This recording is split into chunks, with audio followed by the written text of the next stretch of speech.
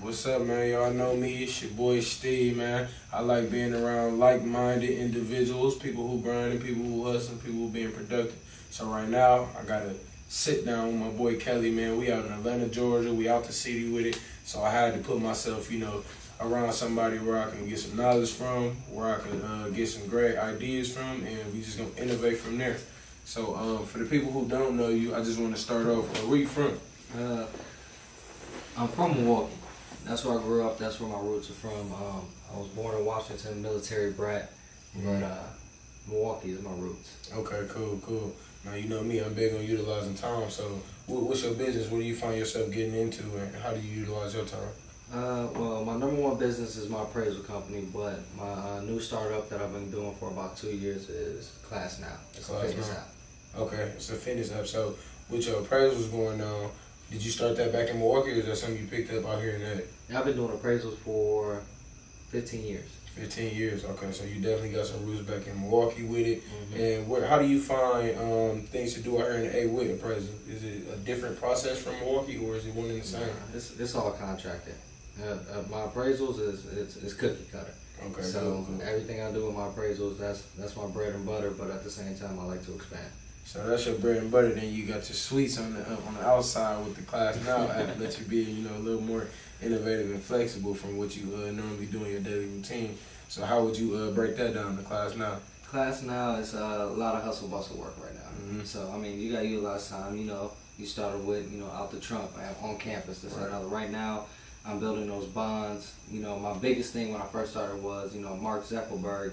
When he started Facebook, he probably had 100 friends. It's the biggest social media network in the world. Right. So in my mind, when I first started Class Now was, I don't gotta be a trainer.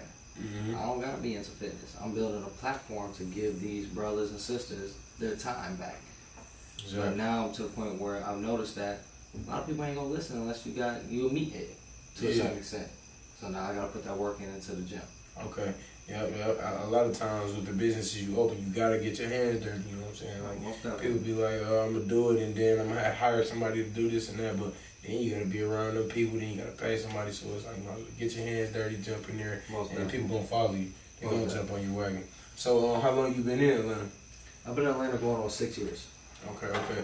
And so with the appraisal and then the Class Now, how do you find yourself working out here? Is it faster than Milwaukee, or is it about the same? Is it slower, or does it all depend on your grind?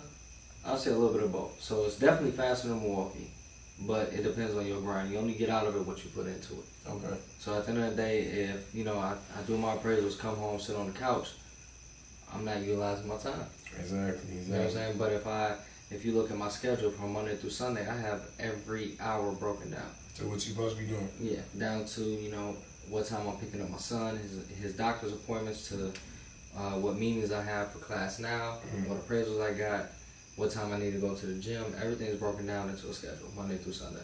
Okay, so now we all have like some sort of schedule where it's either it's something written down, or it's up here, or it's somewhere in the laptop. So how do you discipline yourself, and how do you keep yourself accountable when you do? Maybe you slip up on an hour, you overslept, or maybe you ran late here at the office, and like how do you get back on track, and how do you deal with yourself?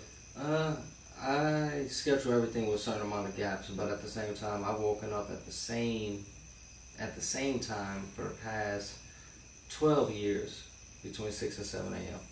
Okay. So I don't miss a beat. Now, as far as nighttime, when I could probably be up until 3, 4 in the morning, whatever the case may be, but I'm up at the same time every day, especially with my son. Okay. So that's non-negotiable. You up? Okay, cool. And then as far as being out here in the city, what do you find different from Atlanta and Milwaukee, just period, not just work, but as far as the city, you coming from Milwaukee, a lot of people out here, they're going to Atlanta or Texas, or LA. So what do you find different in Atlanta? Between the three you just named, I like Atlanta because it's more personable. So at the end of the day, like, LA is really spread out. You might run into somebody here, you might run into somebody there. Houston is very spread out as well. Traffic is crazy in both of those cities. Atlanta is too. You just gotta know which direction to go at what time of the day. Right. Okay. So, but I love Atlanta, man. As far as business, it's the best decision I made. Really? It's the best decision I made. Milwaukee, it was a great market. for anything I wanted to do. Yeah. I had my roots. It didn't matter if I reached out to people I grew up with, people I met in college, people I knew through my fraternity, or just people I met out and about. Okay. I can make stuff happen.